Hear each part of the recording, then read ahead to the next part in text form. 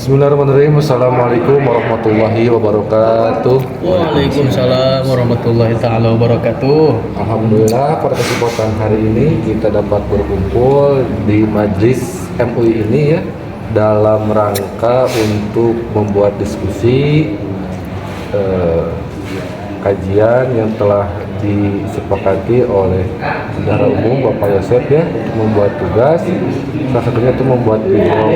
Perkenalkan, nama saya Ajidin, teman saya Asep Bandan, teman saya lagi, Dan saya Muhammad Ramdan Fauji. dan yang kameramen ya, dan saya Agus Al Asari. ya.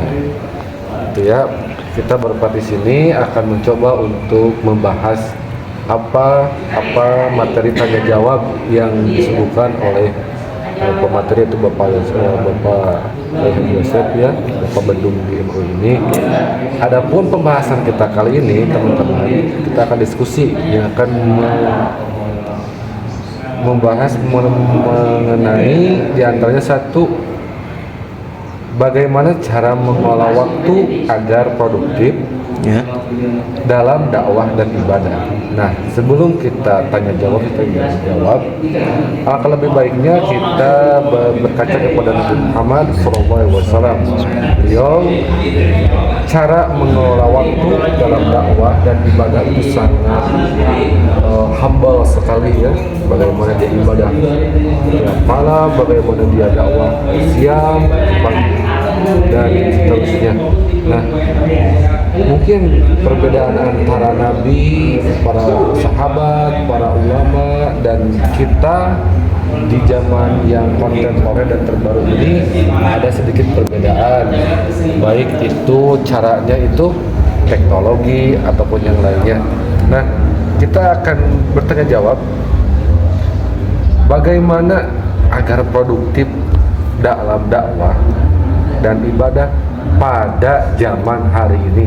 Silakan bapak-bapak ustadz di sini yang mau menjelaskan. Silakan Bapak Ramdan.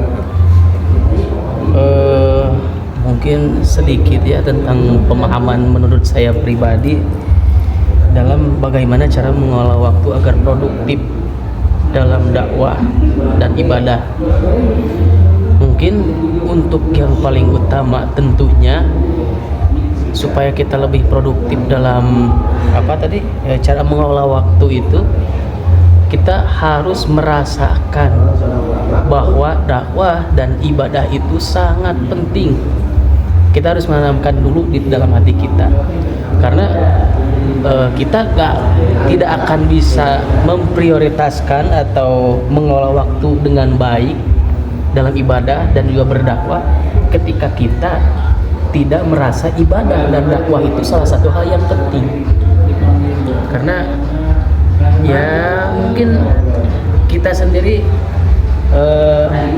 mengapa kita semisal menghubungi pacar itu harus intens, dalam berpacaran itu harus intens, karena kita merasa bahwa pacar kita itu penting. Begitu juga dalam dakwah dan ibadah. Jadi ketika kita tidak menganggap penting, mungkin tidak akan tidak akan terus menerus lah, tidak akan kita prioritaskan. Mungkin kalau pemahaman saya itu mungkin cukup untuk saya. Terima kasih atas pemaparannya. Di antara salah satu analisis mungkin ya, ada dua hal analisis menurut saya dalam pengalaman. Satu adalah POATS, planning, organizing, controlling, dan actuating atau aktual. Yang kedua adalah metode kekepan, kekuatan, peluang, ancaman, gitu ya. Kalau bisa salah satunya planning. Plan artinya perencanaan sangat harus akurat, tepat waktu, dan itu harus dilaksanakan. Planning, setelah membuat plan, perencanaan, contoh dalam ibadah itu kan, plan hal apa saja yang harus kita lakukan dalam ibadah. Dalam dakwah kita plan dari mana kita asal mula dakwah, dari diri sendiri, keluarga, dan orang lain ya, agar kita tepat sasaran. Nah, itu mungkin dari saya gitu ya, secara garis besar. Silakan untuk selanjutnya mungkin ada pertambahan. Mungkin pendapat saya mengenai tentang mengelola waktu agar terkoordinir. Ya, ya. Perlu dipahami bahwa dalam ibadah itu kan ada ibadah wajib, ibadah sunnah, gitu kan? Maka ketika kita akan melaksanakan ibadah, terutama kita harus melaksanakan yang wajib. Misalkan kita sholat duhur atau sholat 5 waktu. Nah, sesudah itu baru kemudian kita mengerjakan yang sunnah. Dan kemudian kalau misalkan kita sudah melaksanakan tersebut, boleh kita melaksanakan urusan duniawi. Dan adapun ketika untuk mengelola waktu berdakwah, terutama kita berdakwah itu harus terapkan itu pada diri kita sendiri. Dan kemudian sesudah kita menerapkan pada diri kita sendiri, barulah kepada orang lain. Mungkin itu yang bisa saya sampaikan.